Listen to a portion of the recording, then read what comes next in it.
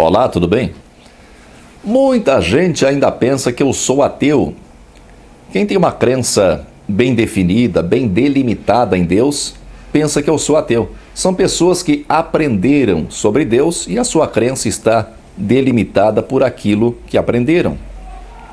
Aprenderam um nome e uma forma para Deus. E a sua mente funciona apenas dentro desses limites. Pessoas mais intelectualizadas, que leram mais livros, que participam de discussões e debates, que ouvem palestras sobre Deus, podem negar que são apegadas a um nome e uma forma. Podem dizer que não acreditam naquela imagem bíblica, geralmente retratada como um velho barbudo, ou que não acreditam que Jesus seja Deus e por isso não atribuem uma forma a Deus. Mas essas pessoas se esquecem de que um conceito também é uma forma com que se organizam e se delimitam as ideias. A palavra ateu fala por si só, sem Deus, o prefixo a com sentido de ausência ou contraposição. Eu tenho dito algumas vezes que eu não acredito em Deus, eu sinto Deus. E para mim, são coisas bem diferentes. Eu posso arriscar uma generalização, sei que alguns vão ficar um pouquinho aborrecidos, mas posso arriscar uma generalização e dividir os ateus em dois grandes grupos. O primeiro grupo é formado por aqueles que aprenderam sobre Deus, geralmente através da tradição bíblica, e percebendo as contradições na tradição que aprenderam, não conseguem aceitar que essa tradição seja real e a renegam. Um Deus criador que não permite que suas criaturas vivam, pois tudo morre. Um Deus que diz não matarás, mas manda matar. Um Deus que ama os seus filhos, mas que permite o seu sofrimento. Esse grupo geralmente tem uma visão negativa de Deus. Mesmo não acreditando em Deus, os componentes desse grupo se referem a Deus como se ele existisse. Negam ele, mas vivem se referindo a ele como se ele existisse, só que em vez de ser bom, é mau. E o segundo grupo é formado por pessoas que não se incomodam com isso que eu, por exemplo, considero como grandes mistérios da existência, e geralmente se contentam com as explicações da ciência. Aquelas questões transcendentes como de onde viemos, para onde vamos, por que existimos, não fazem parte das cogitações dessas pessoas. De outro lado, temos as pessoas que acreditam em Deus, e aqui eu me permito generalizar sem medo de errar. A esmagadora maioria dessas pessoas crê em Deus porque aprendeu assim. Respeitam a tradição e são dominadas por ela. Assim como quem aprende conceitos morais na mais tenra infância será regido por essa moral, quer obedeça a seus preceitos ou não, mas será regido por essa moral. Quem aprendeu desde cedo sobre Deus, de forma bem definida, dificilmente conseguirá questionar essa crença e as suas consequências. Eu digo que Deus está além de toda capacidade intelectual. Não adianta dar forma a Deus, atribuindo a Deus conceitos que são fruto do intelecto. Por mais bem formulados que sejam esses conceitos, se não houver uma experiência direta com Deus, esses conceitos serão apenas isso, conceitos. A manutenção desses conceitos pode ser benéfica, seja para si mesmo, seja para o convívio em sociedade, mas haverá sempre a limitação imposta pela forma. Por mais ampla que seja a forma, ela sempre terá limites. Viver dentro do conceito, viver dentro dos limites da formatação do conceito pode ser muito confortável, porque é sempre mais confortável e seguro percorrer um caminho que nós já conhecemos. Quem viaja para um lugar desconhecido, dirigindo, terá sempre muito mais cuidado com a estrada, com a sinalização, Mas quem percorre sempre a mesma estrada já bastante conhecida, já conhece os seus buracos, as suas curvas, até os seus pontos de referência. O segredo de Deus é que Deus não existe, Deus é. O verbo existir vem do latim existere, o prefixo ex com o sentido de à frente, para fora, mais sistere com o sentido de firmar, ficar de pé. Tudo que conhecemos através da experiência dos sentidos ou derivado da experiência dos sentidos existe. Né? Deus é inconhecível, é o desconhecido. Nas palavras de Raul Seixas, Deus é aquilo que me falta para compreender o que eu não compreendo. E nem sequer se trata de compreender, pois compreender também é função do intelecto. Deus é o desconhecido. Tudo que conhecemos está fadado ao processo de mudança. Nada é permanente, tudo é efêmero e, portanto, ilusório. Eu não posso exigir que tu tenha desenvolvido a capacidade de sentir Deus como eu sinto. Tu certamente desenvolveu outras capacidades que eu não desenvolvi, né? Inclusive algumas capacidades muito simples eu não desenvolvi. Mas eu tenho certeza de que tu é capaz de perceber como tudo é ilusório. Quando tu era criança, a maneira como tu via a vida era real. Hoje não é mais, são apenas memórias. Pessoas próximas a ti que morreram pareciam reais e hoje não existem, são apenas memórias. Dependendo da tua idade, né? Se tu já dobrou o cabo da Boa Esperança, os lugares, as ruas, as casas que tu conheceu no passado não existem mais, são apenas memórias. Nada é permanente, tudo é ilusório.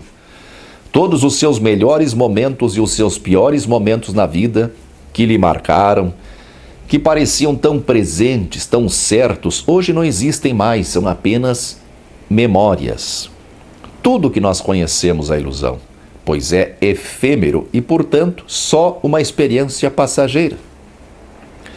Os grandes impérios da história, as antigas civilizações que deixaram monumentos que hoje estão em ruína, tudo isso pareceu realidade um dia. E, no entanto, já desapareceram há muitos séculos e um dia nem as ruínas restarão. Tudo isso é conhecido, né?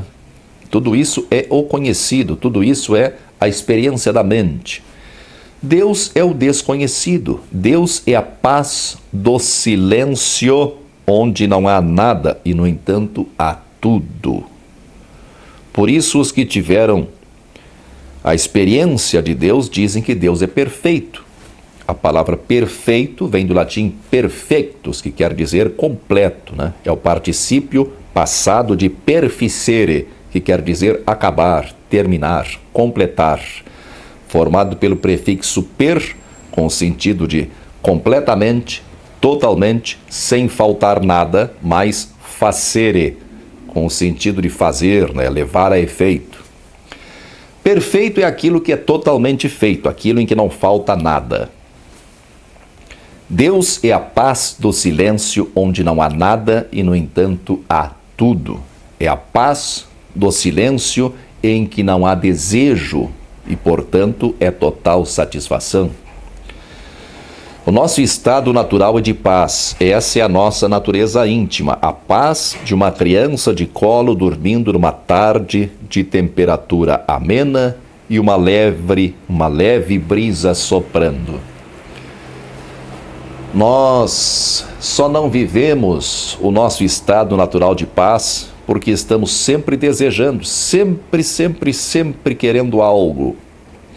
E como não há como fugir disso no mundo material em que somos feitos da matéria do mundo, e para manter a matéria, né, a matéria que nos forma, nós precisamos trabalhar. Mas mesmo vivendo no mundo, mesmo sujeito às dificuldades do mundo, cada vez que reencontramos a paz do silêncio, percebemos que já estivemos ali. Percebemos que somos dali. Percebemos que ali é o nosso lugar. Ali é a nossa natureza. E experimentamos a eternidade. Deus é o desconhecido. Deus é a paz do silêncio. Por isso eu já disse outras vezes, como no vídeo Deus como a ideia perfeita, que Deus é a ideia incorruptível, a única ideia incorruptível. Não que Deus seja uma ideia, mas a ideia incorruptível de Deus nos conduz a Deus. Porque todas as ideias, por mais elevadas que sejam, podem corromper-se. Vou dar um exemplozinho. Eu tive 2 colegas num centro espírita que nas férias, em vez de viajar com a família para um lugar bonito, se divertir, iam para Abadiânia fazer parte da corrente do João de Deus. E faziam isso com amor, com a melhor intenção possível. E achavam o lugar maravilhoso, achavam a energia do lugar uma energia pura e revigorante, cheia de amor e desprendimento de si mesmo, né? Agora imagina o desapontamento, né? Quando surgiram as denúncias contra o suposto médium, né? Então era uma ideia muito linda isso tudo, mas corruptível. Outro exemplo, o amor entre pai e filhos é lindo, é uma das melhores imagens do amor, mas nós sabemos que a maior parte dos casos de abuso acontecem dentro de casa. Todas as ideias são corruptíveis. Deus é a ideia incorruptível. Deus é simplesmente ser, sem nada a desejar. Todo o resto é ilusão. Dar atributos a Deus de acordo com os nossos princípios morais é ilusão. Conceber Deus como Criador é ilusão. Dar atributos a Deus de acordo com os nossos princípios morais é ilusão, porque a moral é uma construção da mente como uma tentativa de regrar a vida em sociedade e, posteriormente, como uma tentativa de sanar ou pelo menos diminuir o sofrimento interno causado pelos nossos erros de conduta. E conceber Deus como o Criador é ilusão, porque a busca por respostas é uma armadilha da mente. A mente é sabedora da sua limitação e procura dentro de si mesma respostas que a mantenham viva e segura e, se possível, confortável. A mente nunca será capaz de encontrar respostas que ela própria não contém, pois a mente não é capaz de transcender a si mesma, ou seja, não é capaz de ir além dos seus limites. E por mais amplos que sejam os limites da mente, por mais desenvolvida que seja a mente, se ela insiste em encontrar respostas que estão além dela, ela se perde num labirinto sem nunca encontrar a saída. Um exemplo é a teoria do Big Bang, né? Para a ciência, o universo teve o seu início através do chamado Big Bang, a grande explosão, e a partir dele foi se expandindo. Essa teoria, no entanto, diz muito mais a respeito da ideia de evolução do que a respeito da explosão em si, já que ninguém conhece as circunstâncias do acontecimento. Para a ciência, essa explosão partiu de uma única partícula com densidade infinita, que inclusive ultrapassa as leis de espaço e tempo. Como eu disse, por mais desenvolvida que seja a mente, se ela insiste em encontrar respostas que estão além dela, ela se perde num labirinto sem nunca encontrar a saída. Essa teoria do Big Bang permanece sendo estudada e desenvolvida, e cada vez mais a mente irá encontrar pistas falsas. E cada vez mais a teoria, para ser suficientemente compreendida, exigirá muito estudo e muita dedicação, até chegar o dia em que, para alguém conseguir compreender plenamente a teoria do Big Bang em todas as suas minúcias e detalhes, será preciso a dedicação de uma vida inteira. Uma vida inteira para compreender a teoria que em seus desdobramentos explica o surgimento da vida. Olha só que coisa. É como aquela história daquele homem que queria fazer um mapa tão minucioso, com todos os detalhes, que o mapa acabou ficando do mesmo tamanho do lugar retratado pelo mapa. Deus é o desconhecido, Deus é a paz do silêncio. E a mente? A mente só abarca o conhecido. A mente produz barulho incessante. Através da lógica, ou da ciência, ou da tradição, você não vai encontrar Deus. Muita força e paz para você.